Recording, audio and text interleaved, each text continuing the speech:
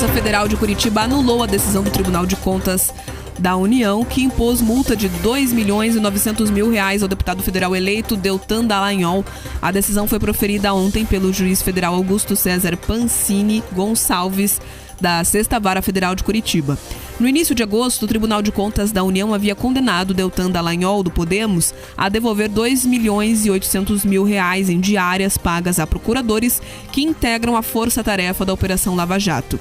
De acordo com o tribunal, o ex-procurador da República deveria ressarcir os cofres públicos porque gastos na época em que ele chefiava a força-tarefa. Entretanto, no despacho proferido ontem, Augusto Pancini afirmou que Deltan não poderia responder pelos gastos do Ministério Público Federal. Conforme a sentença do magistrado, o deputado eleito sequer poderia ser alvo de uma ação pelo Tribunal de Contas da União.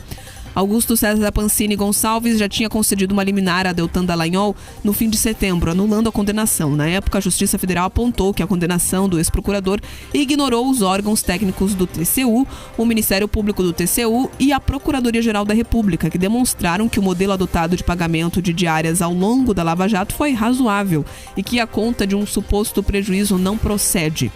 Na decisão de ontem, o magistrado ratificou sua posição sobre o caso. O ex-procurador da República foi o deputado federal mais votado nas eleições deste ano no Paraná e o segundo com maior número de votos na história do estado. Ainda cabe recurso da decisão da Justiça Federal por parte da Advocacia Geral da União, a AGU. Era uma tentativa, de tentar condenar uma pessoa que estava investigando atos de corrupção e ainda tentar impor a essa pessoa que devolvesse dinheiro público porque supostamente o dinheiro não tinha sido bem gasto, mas já foi dito, inclusive em outros despachos, que não era o Deltan que controlava o pagamento de diárias nem a concessão das mesmas. Ele coordenava a investigação, são setores separados, diferentes, e agora, nesse entendimento da Justiça Federal aqui pelo Paraná, a condenação está anulada, não será necessário o pagamento dessa multa de quase R$3 milhões.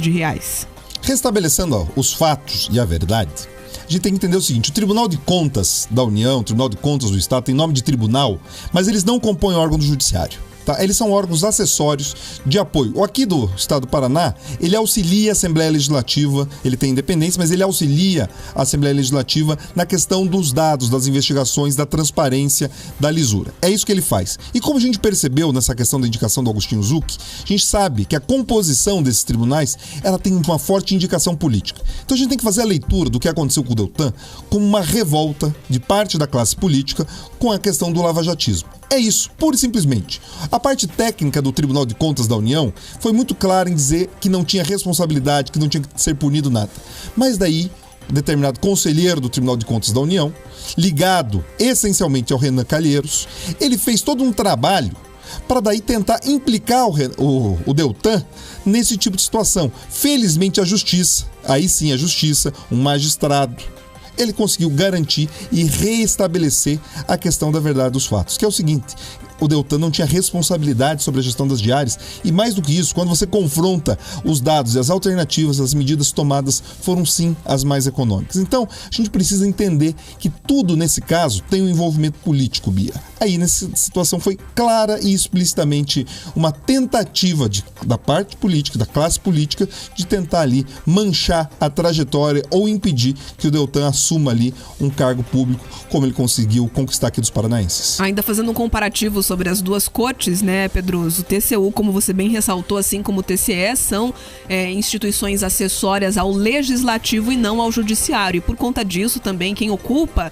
as vagas de conselheiro são justamente ex-políticos, na maioria dos casos, pessoas indicadas pelos executivos do momento, e não o que acontece no judiciário, que são magistrados aí concursados, formados necessariamente em direito e com especialização nessa área. Então isso também já faz a gente ter uma noção mais palpável do porquê da diferença entre essas decisões. Um lado tem um cunho mais político, apesar de dizer que é técnico, e o outro é de fato o judiciário. Agora, 7h51.